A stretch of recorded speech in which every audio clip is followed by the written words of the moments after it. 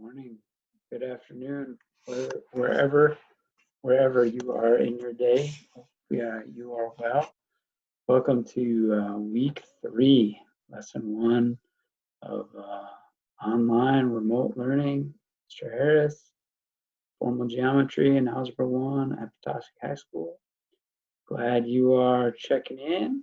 I've been hearing from some of you guys. So always nice to hear from students. So without further ado, I'll jump into a couple slides, just some overview stuff, an example for geometry, an example for algebra 1, and then we'll sum it up and wrap it up and let you get on con and practice some of the skills that you're going to need to be successful as you continue with your math career.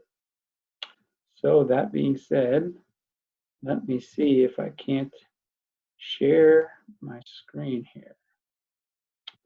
All right, let's see if we can't make this a little larger for you to see. All right, and let's move my mug out of the way there. So welcome. I'll start here with this quote that we've been looking at. More math classes students take, higher their earnings 10 years later, with increases in salary as high as about 20%, so about 1 in 5. So substantial gains to be realized through mastery of mathematics. Let's go over here to number 1. See if we can get a spotlighter here. Yes, so keep chipping away. Great for those of you who are working on this, and if you're new, no worries, just keep working at the thing. Do what you can on this year's material and next. About half an hour a day would be awesome. And if you get stuck, like you do your 30 minutes, not working, or you're partway through and you're like, oh, there's no way, reach out and then try something else. You can try next year's course on that. You go back and strengthen some skills you might already have, or relearn some skills that might be a challenge. So keep chipping away. That's the whole thing. The old Eastern philosophical saying, 1,000-mile journey begins with one step. So just keep putting one foot in front of the other and chipping away. There's my contact if you need it, if you do get stuck. See if we can't go back here.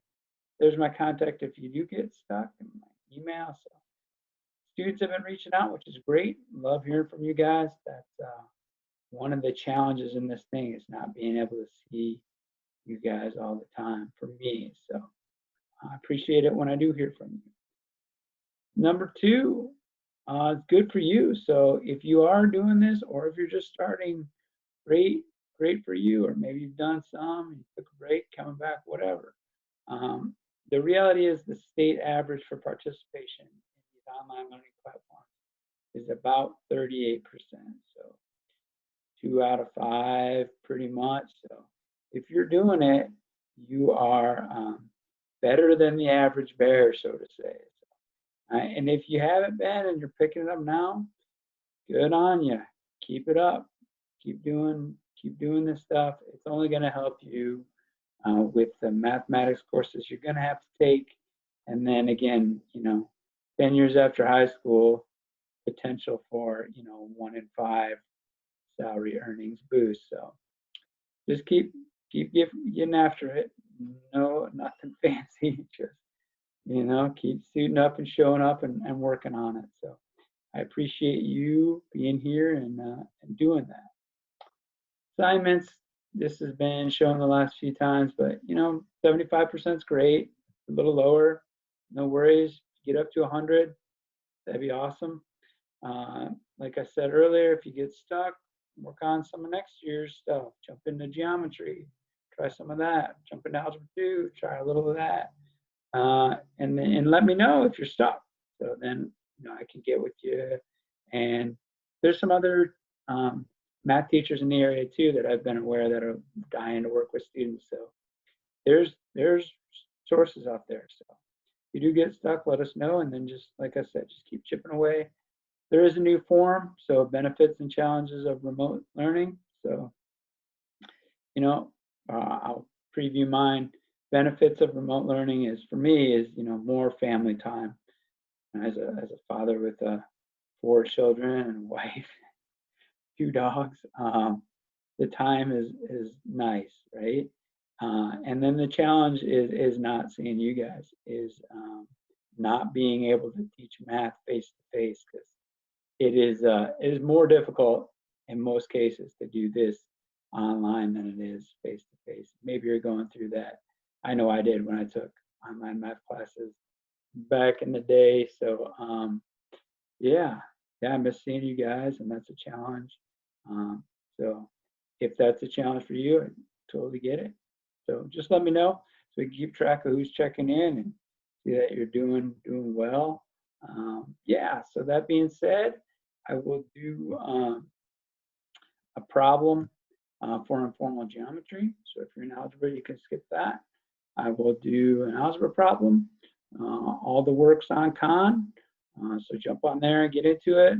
Like I said, there's a challenge, reach out, FaceTime the student this week. We did some math, can do Zoom, done Google Hangout, Skype, whatever. Chances are we can sort it out. Just want a phone call, just want a text, whatever. So make sure we're staying in touch. Yeah, so without further ado, let me jump into informal geometry problem. Okay, informal geometry example says, which expression can be used to find the surface area?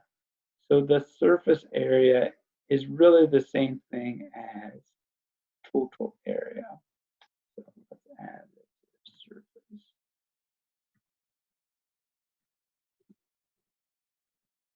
Total area. So we're just gonna find the area of each one of these shapes and add them up.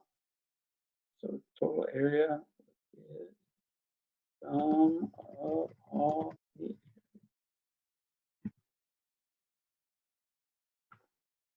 Sum is obviously addition.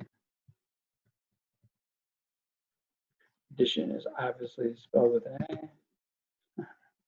There we go. So yeah, let's just dive into that. See, get a little. All right, so we got a nice blue highlighter. So I'll highlight this bottom. Well, it's kind of gray, but whatever. Highlight this bottom rectangle here.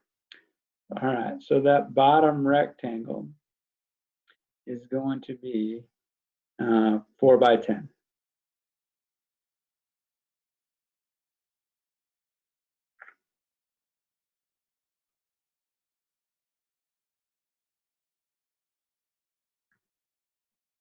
Okay.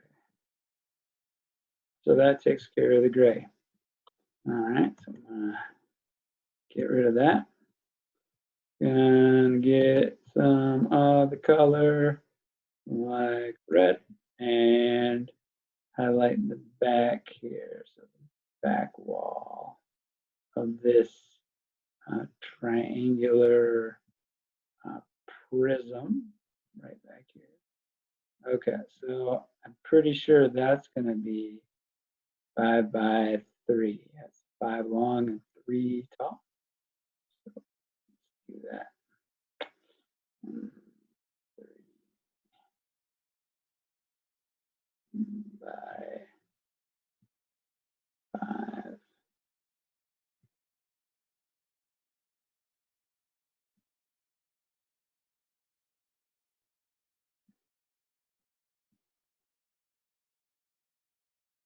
Okay. Oh, actually, no, hold up. That 5 is actually this line right there. So no, not so fast, my friend. So instead of 3 by 5, it's actually going to be this 3 by this 10 is right here. So sorry about that. So let's make that change. So instead of 3 by 5, it is 3 by 10. There we go. That's better. Okay. So that would be this back red piece. 3 tall, 10 long. And again, even though the 5 is right in the middle, it's actually the top of that triangle. Okay.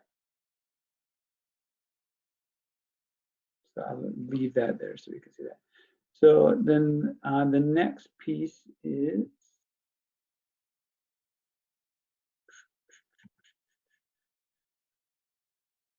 right here, the top. So a little purple in there.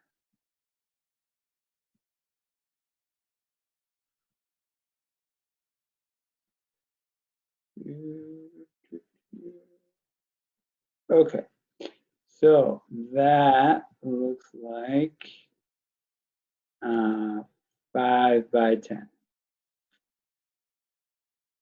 All right.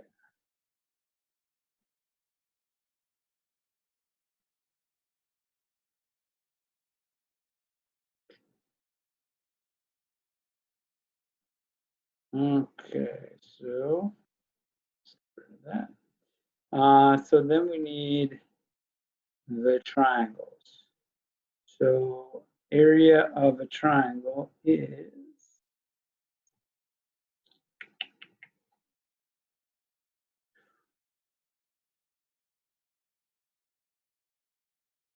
orange. So we need this triangle right here. So the area of that triangle is 1/2 3 base times height. So the base is 4 and the height is 3, or the other way, as long as they're in 90-degree relationship. And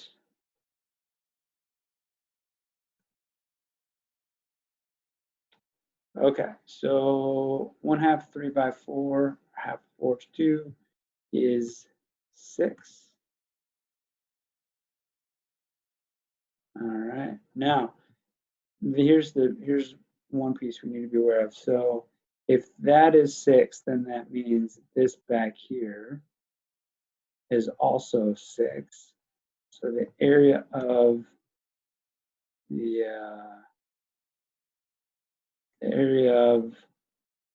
the triangles is going to be 6 plus 6,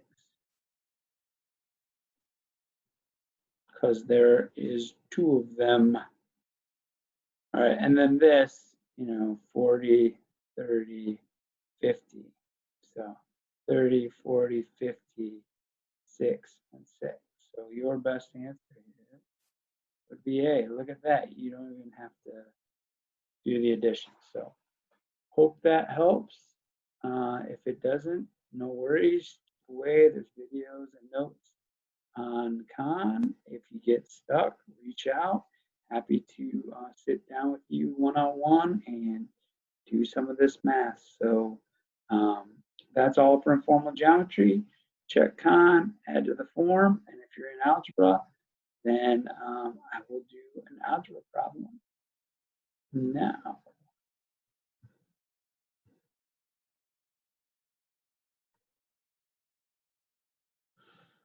Okay, algebra problem. So let's get this stuff. So subtract rational expressions. Good. So let's do some of this. All right. So basically, what this is adding and subtracting fractions. So when you add or subtract fractions, you need a common denominator, and you've needed that forever, ever since you started doing these things. So I'm going to change that to a fraction bar here. Change it to a fraction bar here. Because the first thing we're going to do is get a common denominator. And, you know, I look at this, I can't factor any of this stuff. So, you know, worst comes to worst, I just take this fraction and multiply it by this denominator.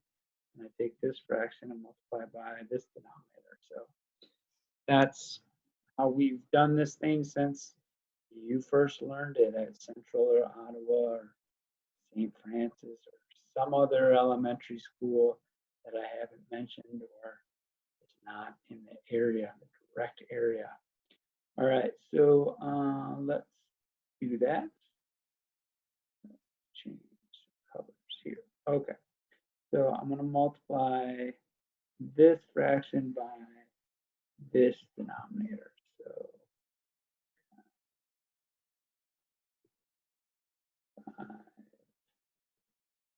m plus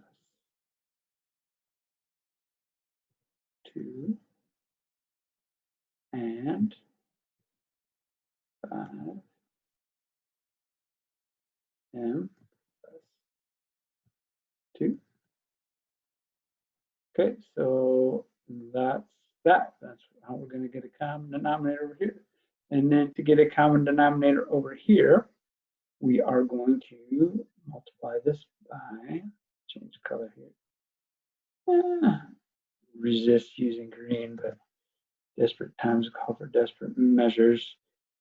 3m plus 2.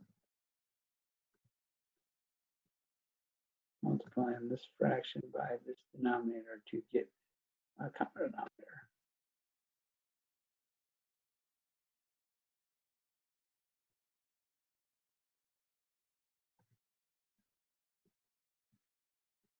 Okay, now in a good spot. So that's going to equal something when I do this math. I'm going to do one more thing here just to take care of the negative because it is a subtraction. I'm going to change this to a positive and make that a minus just so I don't have to wrestle with that negative so much. That takes care of it pretty simply, and then I don't have to worry about signs because that can be a challenge. So now I've got that negative numerator on that fraction on the right of this problem, and so now it's just a FOIL problem really, and we'll see what we can combine and see what we can do. So let's go over to here. Let's make it black. So here's our new fraction. I'm just going to make a big old one because who cares? And then I am going to go ahead and distribute this and this. Okay, so this goes here. And then this is going to go here as well.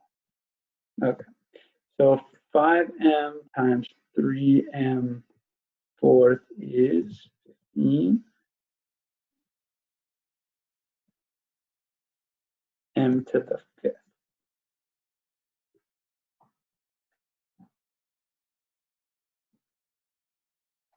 Hey, my son showed up. He's drawing stuff. Show the children what you've drawn. What you got? Oh. Okay, thanks, Will. Okay, show me later because I got to teach him how to do some math. All right, so that was Will checking in.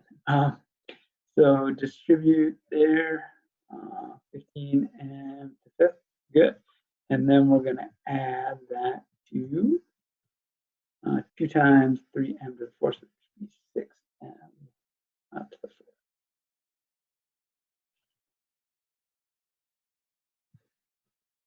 All right, so that takes care of that. I'm going to come over here and deal with the green piece. So this is going to go here. And is going to go here. And then I'm going to combine whatever, if I can combine anything, I want to combine it. So I've got negative 12m cubed.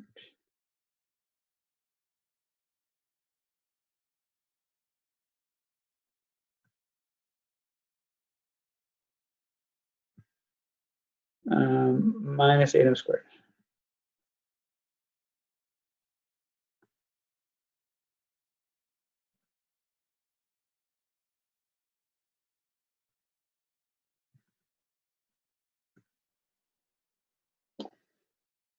Okay, denominator. So I am going to grab purple, whatever, pink, how about that, pink. So it doesn't matter where I do it, because the whole point of doing this was to get a common denominator. So I could, do it to this left-hand fraction, or I could do it to the right-hand fraction. It doesn't matter, whatever, because you should get the same thing. You're multiplying the same thing. The whole point of doing this was to get a common denominator. So if there's something wonky there, there's a challenge. So we'll just go ahead and do it here. This goes here. And here. And this goes here. And here. Okay. So 5m times 3m, 15m squared.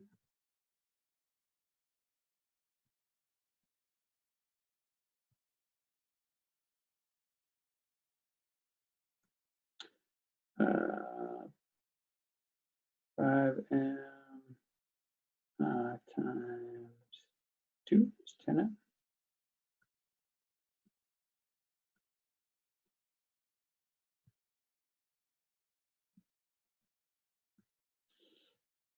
Uh, 2 times 3m is 6m.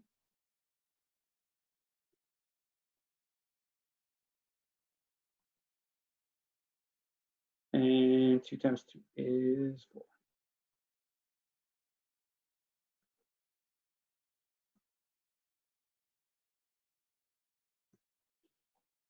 All right, I am going to push those together.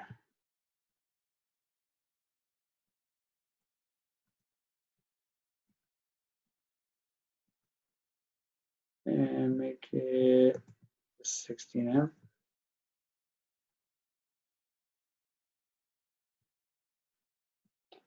And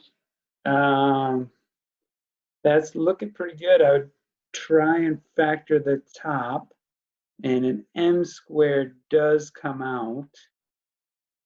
So you can pull that out. If you don't, it shouldn't be a problem. It's worth investigating, because if we could pull an m squared out here, we could get it to cancel. But obviously we can't because of the 4 factor out an m squared. So that is as good as it needs to be. If you did want to factor